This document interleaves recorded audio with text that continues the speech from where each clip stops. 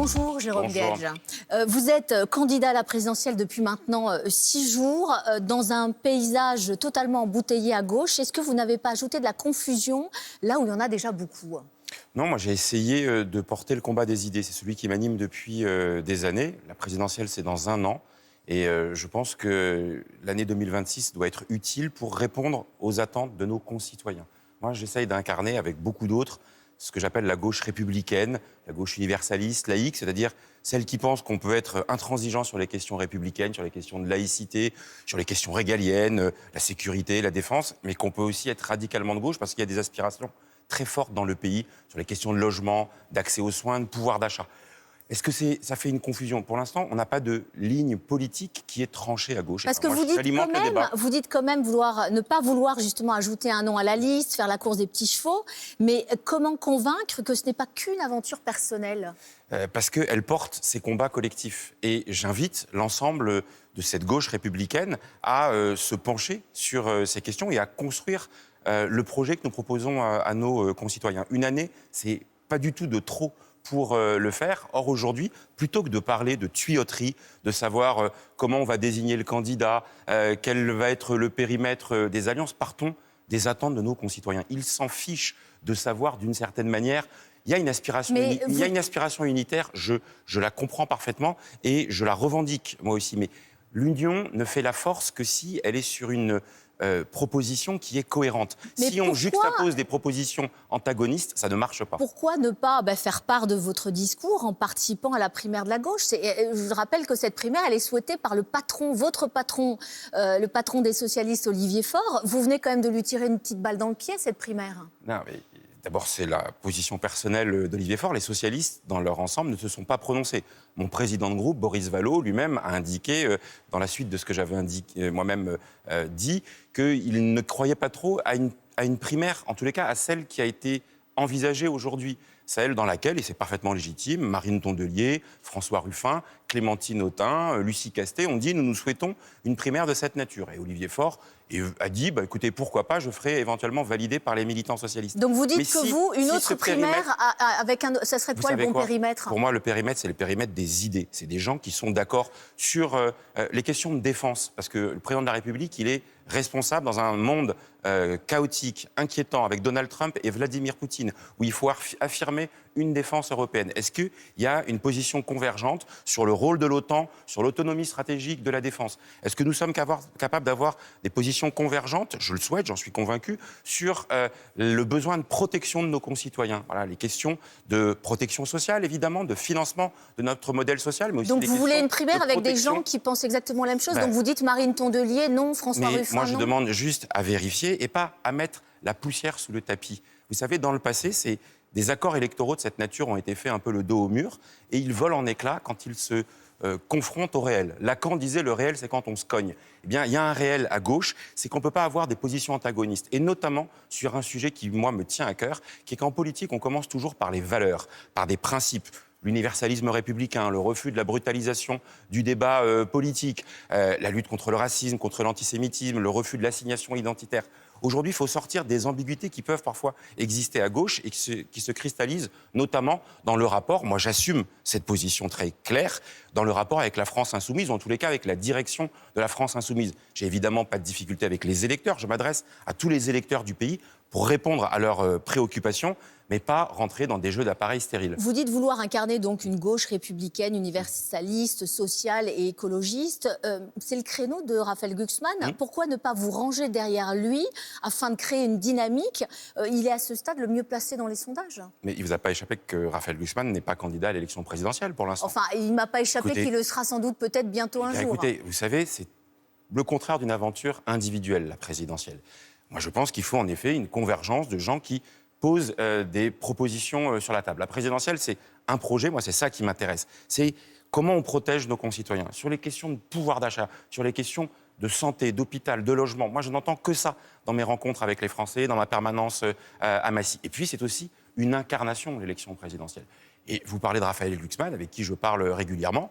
Écoutez, on n'a pas le même style, on n'a pas le même tempérament, on n'a pas le même parcours. Ça n'interdit pas d'avoir des convergences, mais je pense que la qualité du débat politique, c'est, dans la préparation de la présidentielle, d'offrir le choix à nos concitoyens. En multipliant, vous parliez de Jean-Luc Mélenchon, multipliant justement les candidatures dans votre camp, est-ce que vous ne laissez pas le champ libre à Jean-Luc Mélenchon, qui reste seul dans le sien, et donc d'une certaine manière, vous lui facilitez la tâche pour se qualifier pour le second tour ? Écoutez, chacun voit midi à sa porte. La logique que je mets sur la table, comme d'autres d'ailleurs, c'est précisément la clarté d'une offre alternative, parce que tout le monde a intégré, on peut le regretter, mais que tout ça ne mène nulle part. Que les sondages de deuxième tour indiquent que si d'aventure Jean-Luc Mélenchon se hissait au deuxième tour, il serait assuré d'être balayé par le candidat du Rassemblement national. Et moi, c'est le scénario que je veux absolument éviter. C'est la raison pour laquelle il faut que cette gauche soit capable d'avoir des positions nettes et claires au premier tour, mais, je l'assume là aussi, de ne pas s'aliéner le soutien des électeurs qui ne sont pas de gauche pour le deuxième tour. Moi, j'assume que la présidentielle se prépare dès le premier tour par un projet qui est celui de ce que j'appelle le courage de la nuance, la capacité de construire des compromis, d'avoir des positions fermes, mais de parler à l'ensemble des Français, parce que la politique, c'est la dispute apaisée, c'est pas avoir raison tout seul. Dans ce cas de figure, Mélenchon versus Bardella ou Le Pen, au second tour, vous votez pour qui ? Mais on m'a déjà posé la question.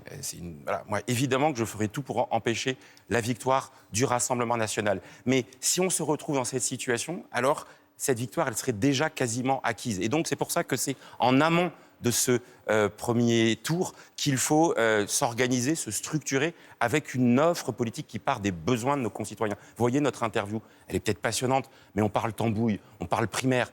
Parlons des sujets qui préoccupent nos concitoyens. Vous êtes candidat, donc forcément, on essaie de comprendre d'où vous parlez. Mais moi, je parle des vulnérabilités que nos concitoyens mettent au devant. L'accompagnement du grand âge, des personnes en situation de handicap, la protection de l'enfance, ceux qui sont touchés par la maladie au long cours et qui se disent la sécurité sociale, est-ce qu'elle accompagne ses besoins ? Comment on finance notre protection sociale ? Parlons de ces sujets-là. En quoi l'intelligence artificielle va tout bousculer ? 3 questions. Juste sur les alliances, vous dites jamais d'alliance, pas d'alliance avec la France insoumise. Ça veut dire qu'à Paris, si par exemple Sophia Chikirou, l'insoumise, est qualifiée pour le second tour, décide de maintenir, ça peut faire perdre éventuellement le socialiste Emmanuel Grégoire. Vous dites quoi ? Vous dites, tant pis ? Je dis que c'est dans la clarté des positions qu'on peut élargir les soutiens qui sont demandés auprès de nos concitoyens. Et il ne peut pas entretenir des ambiguïtés. Et quand on est dans des situations face à l'extrême droite, il y a un principe qui est celui du désistement républicain, c'est-à-dire pour empêcher la victoire de l'extrême droite, si on n'est pas d'accord entre forces de gauche, le mieux, c'est que celle qui est la moins bien placée se retire. Un mot également sur Emmanuel Macron, qui doit confirmer ce matin en Conseil des ministres la nomination d'Amélie de Montchalin à la Cour des comptes, à la tête de la Cour des comptes. Il y a de nombreuses voix qui s'élèvent en ce moment pour critiquer ce choix. Est-ce que pour vous, c'est un scandale ? Je comprends que des voix s'élèvent. Amélie de Montchalin a assurément les compétences techniques. J'ai négocié avec elle, puisque nous avons assumé de permettre à ce que la France ait un budget. J'ai passé des heures et des heures, des nuits à discuter avec Amélie de Montchalin, que je connais bien, puisqu'elle avait été mon adversaire aux élections législatives en 2022 et que je l'avais battue à ce moment-là. Donc j'ai du respect pour la personne. Mais moi, ce qui m'intéresse, c'est l'institution de la Cour des comptes. Et le fait inédit qui a interpellé, qui est qu'une ministre en exercice bascule immédiatement dans la présidence de la Cour des comptes, une ministre des comptes publics, et que donc dans quelques semaines ou quelques mois, elle va être amenée à présider une institution qui va juger et évaluer les budgets qu'elle a élaborés et les politiques publiques qu'elle a conduites. Donc vous dites que c'est rédhibitoire ? Je ne suis pas convaincu. Parce qu'elle a le CV, les compétences, les nominations de proches, on a déjà vu ça. Mitterrand avait nommé Jox, Chirac, Séguin.